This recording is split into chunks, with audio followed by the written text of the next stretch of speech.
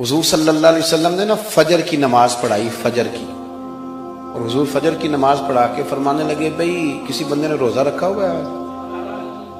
حضرت عمر کہتے ہیں رات کو میرا ارادہ تھا رکھوں، اور سویرے پھر میں نے گرا دیا، نہیں رکھا۔ حضور نے دوسری دفعہ پوچھا بھئی کسی نے روزہ رکھا ہے؟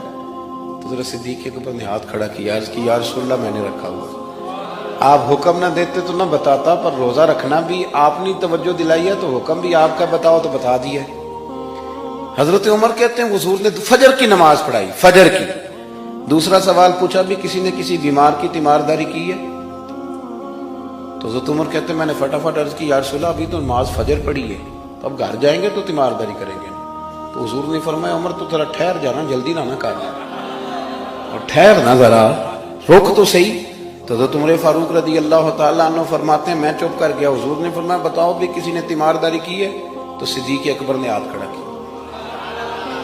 عرض کی یا رسول اللہ عبد الرحمن بن عوف رضی اللہ تعالیٰ عنہ 2-3 دن سے نماز پڑھنے نہیں آ رہے تھے، رات میں نے پتہ کرایا تو پتہ چلا بیمار ہے، اور حضور مجھے یہ بھی پتہ ہے وہ میرا یار ہے، مجھے پتہ ہے رات کو جلدی سوچا پر تہجد میں ضرور اٹھتا ہے، تو حضور میں بھی ذرا فجر کا وقت جلدی اٹھا ہوں تو فجر میں آنے سے پہلے عبد الرحمن ابن عوف کی تیمارداری کر کے آیا ہوں۔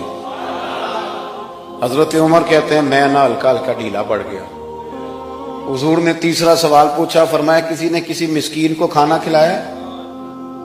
کھانا کھلایا کسی مسکین کو؟ حضرت سیدنا عمر فاروق کہتے ہیں میں نے پھر عرض کی، میں نے کہا یا رسول اللہ ابھی تو فجر پڑی ہے، گھر جائیں گے کوئی چیز لیں گے تو کھانا کھلائیں گے۔ تو حضور پھر مسکرائے، فرمایا عمر تو ذرا ٹھہر نہیں جاتا، ذرا ٹھہرنا، ذرا نظارہ تو کرنا، گویا یہ شان صدیق اکبر کا جلسہ ہو رہا، ذرا ٹھہرنا۔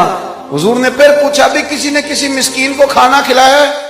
تو حضرت عمر کہتے ہیں لوگ سارے دائیں بائیں دیکھ رہے تھے اور میں چپ کے ابو بکر کو دیکھ رہا تھا، کہ مجھے پتا تھا کہ بولنا اسی نہیں ہے، اور دل میرا کر رہا تھا کہ کہہ دوں دیو جناب جواب، دل میرا کر رہا تھا۔ وہ سمجھ گئے تھے کہ سونا راضی کن کاموں میں، بس یہ نقطہ انہوں نے پا لیا تھا۔ حضور نے فرمایا بتاؤ کسی مسکین کو روٹی کھلائی ہے؟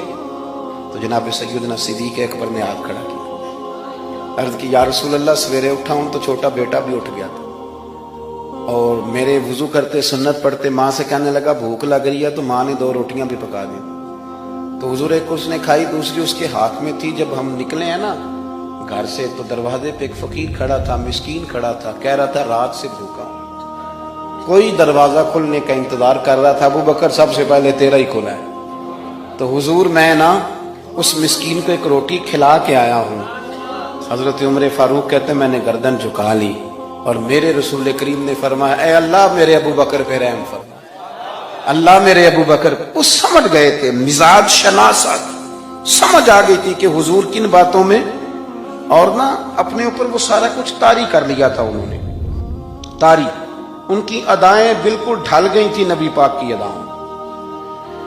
3 دن وہ غار ثور میں رہے تو ہمارے صوفیاء فرماتے ہیں کہ ان پر تجلیاں بھی پڑی محبوب کی معرفت کی۔ جب مدینے آئے نا نبی کریم کو لے کے، تو کچھ لوگوں نے حضور کی زیارت کی تھی، کچھ نے نہیں کی تھی، تو کچھ آتے تو نبی پاک کی دستبوسی کر کے بیٹھ جاتے، حضرت ابو بکر سے ہاتھ نہ ملاتے، اور کچھ صرف حضرت ابو بکر سے ہاتھ ملاتے اور حضور سے ہاتھ ہی نہ ملاتے۔ میری بات پہ توجہ ہے آپ حضرات کی؟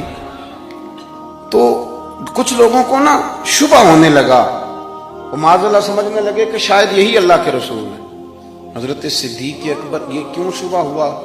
تو ہمارے محدثین فرماتے ہیں کہ ابو بکر صدیق بولتے بھی اس طرح تھے جو میرے نبی پاک کا طریقہ، بیٹھتے بھی اس طرح تھے جو رسول پاک کا طریقہ۔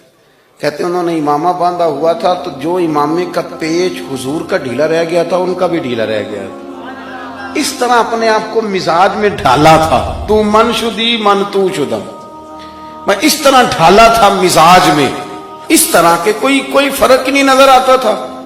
وہ کہتے ہیں جب حضرت ابو بکر صدیق نے دیکھا نا کہ لوگوں کو تو شک ہو رہا ہے، کوئی میرے ساتھ ہاتھ ملا کے بیٹھ جاتے ہیں، تو حضرت صدیق اکبر نے کہا کوئی ایسا کام کرنا چاہیے کہ پتہ چلے آقا کون ہے غلام کون ہے۔ اٹھے، کندھوں پہ چادر تھی، وہ اتار کے نا تو حضور پہ سایہ کر دی، لوگوں کو پتہ چل گیا کہ سایہ کرنے والا کوئی غلام ہے، اور جس پر سایہ کیا جا رہا ہے وہ آقا ہے۔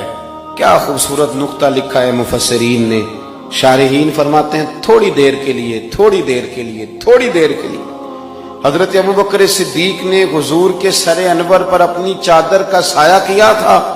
اللہ کے رسول نے احسان کا بدلہ یہ دیا، نیکی کا بدلہ یہ دیا کہ قیامت تک ان کی قبر پر اپنے گنبد کا سایہ فرما دیا، قیامت تک گنبد کا سایہ کر دیا۔